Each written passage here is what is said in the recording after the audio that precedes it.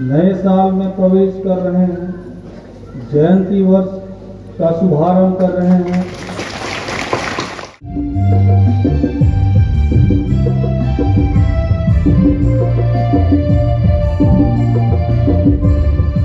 क्रूस की विशेष आराधना हम इसलिए करते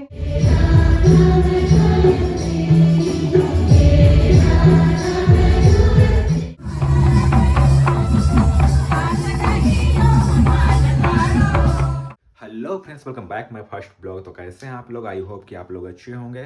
तो गाइस, आप सबको हैप्पी न्यू ईयर। और अभी मैं जाने वाला हूं चर्च अटेंड करने के लिए।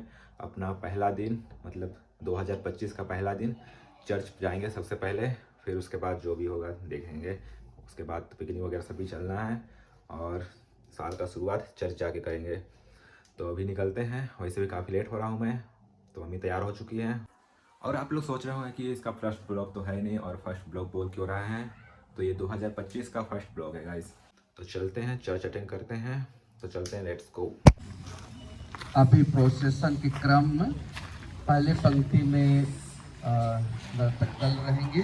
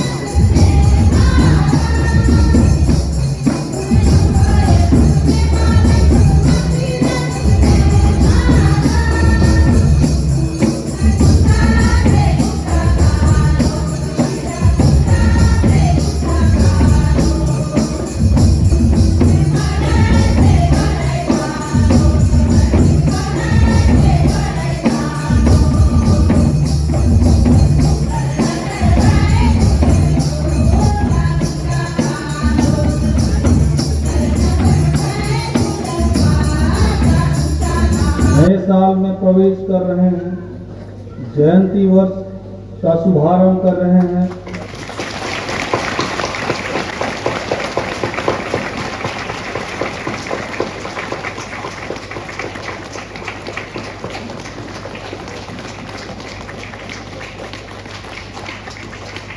प्रिय भाई और बहनों, आइए हम पूरे दिल से जयंती क्रूस के आशीष की धर्म विधि में भाग लें, ताकि हम क्रूस के रहस्य को और अधिक गहराई से समझ सकें तथा इसकी शक्ति को अनुभव कर सकें।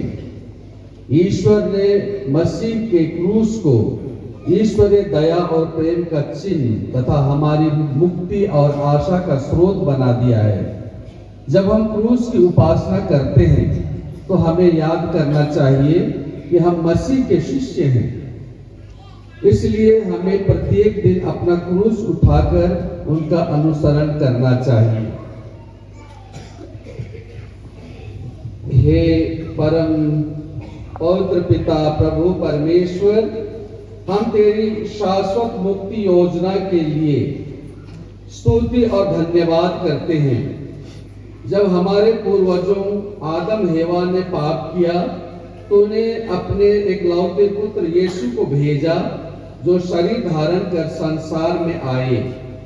उन्होंने क्रूस पर अपनी बलि चढ़ाकर हमारे शत्रु शैतान पर विजय प्राप्त की। वही क्रूस जो अपमान और मृत्यु का चिन्ह था, हमारे उद्धार और जीवन का स्रोत बन गया है। हमारे प्रभु यीशु ने अपने इस कथन को सिद्ध कर दिया कि जब तक गेहूं का दाना मिट्टी में गिरकर नहीं मर जाता, तब तक वह अकेला ही रहता है, परंतु यदि वह मर जाता है तो बहुत फल देता है। हे प्रभु, यीशु का क्रूस हमारे लिए आशीषों का झरना और अनुग्रह का स्रोत बने। क्रूस में हमारा उद्धार और आशा है। इस जयंती क्रूस को आशीष प्रदान कर।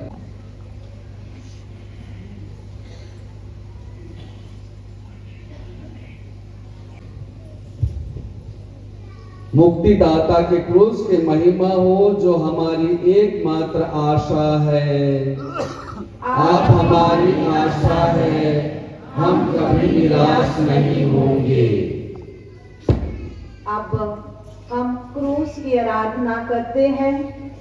इस समय एक अनुष्ठाता क्रूस को ऊपर उठाए रहता है।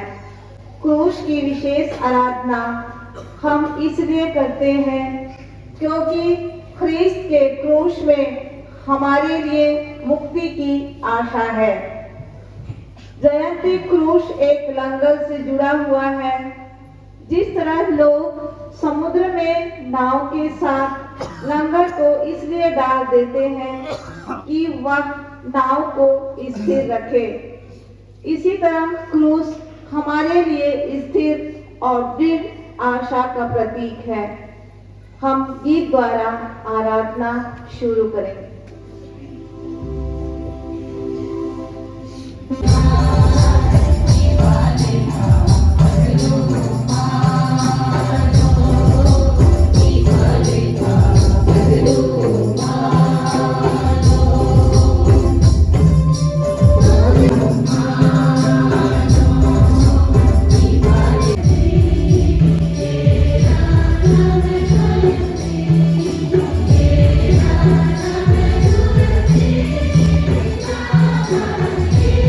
Bye.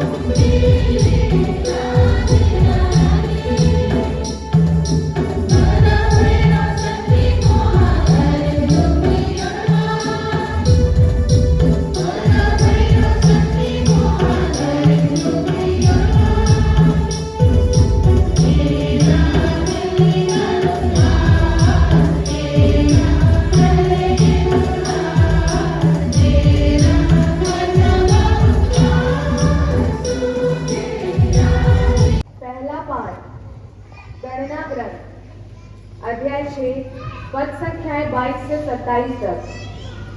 पाठ का मूल वाक्य है, वे इजरायलियों के लिए मुझसे प्रार्थना करेंगे और मैं उन्हें आशीर्वाद प्रदान करूंगा। प्रभु ने मूसा से कहा, हारून और उसके पुत्रों से कहो, तुम इजरायलियों को आशीर्वाद देते समय यह कहोगे, प्रभु तुम लोगों को आशीर्वाद प्रदान करे और सुरक्षित रखे। प्रभु तुम लोगों पर प्रसन्न हो और तुम पर दया करे। प्रभु तुम लोगों पर दया दृष्टि करे और तुम्हें शांति प्रदान करे। वे इस प्रकार इस्राएलियों के लिए मुझसे प्रार्थना करें और मैं उन्हें आशीर्वाद प्रदान करूंगा। यह प्रभु की वाणी है। दूसरा पाठ गलातियों के नाम संत पौलुस का पत्र, अध्याय 4, पद संख्या 4 से 7 तक। पाठ का मूल वाक्य है, ईश्वर ने अपने पुत्र को भेजा, वह एक नारी से उत्पन्न हुए। समय पूरा हो जाने पर ईश्वर ने अपने पुत्र को भेजा, वह एक नारी से उत्पन्न हुए और संहिता के अधीन रहे, जिससे वह संहिता के अधीन रहने वालों को छुड़ा सकें और हम ईश्वर के दासक पुत्र बन जाएं। आप लोग पुत्र ही हैं, इसका प्रमाण यह है कि ईश्वर ने हमारे हृदयों में अपने पुत्र का आत्मा भेजा है, जो यह पुकार कर कहता है, अब्बा पिता। इसलिए अब आप दास नहीं, पुत्र हैं और पुत्र होने के नाते आप ईश्वर की कृपा से विरासत के अधिकारी भी हैं। यह प्रभु की वाणी।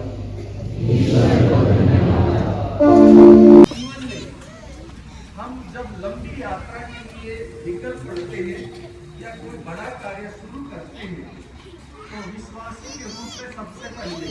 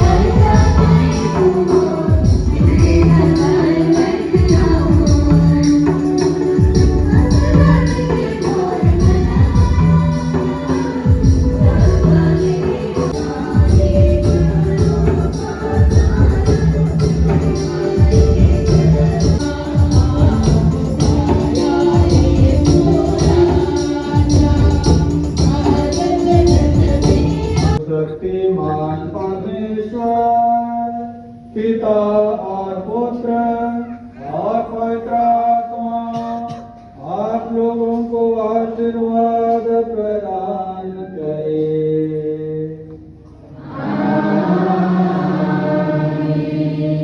हम सब विदा लें, प्रभु की शांति साथ रहे।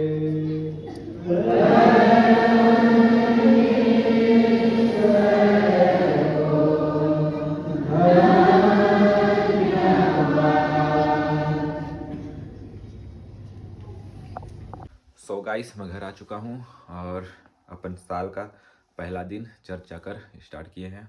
तो चर्च अटेंड कर लिया पूरा और अभी काफ़ी टाइम हो रखा है, तो चलते हैं अपन लोग अभी पिकनिक के लिए। तो आई होप कि आप लोग को मेरी ये ब्लॉग थोड़ी सी भी अच्छी लगी होगी गाइस। तो लाइक कमेंट सब्सक्राइब जरूर कर दीजिएगा। मिलते हैं अगले ब्लॉग पे, तब तक के लिए tata bye bye and take care.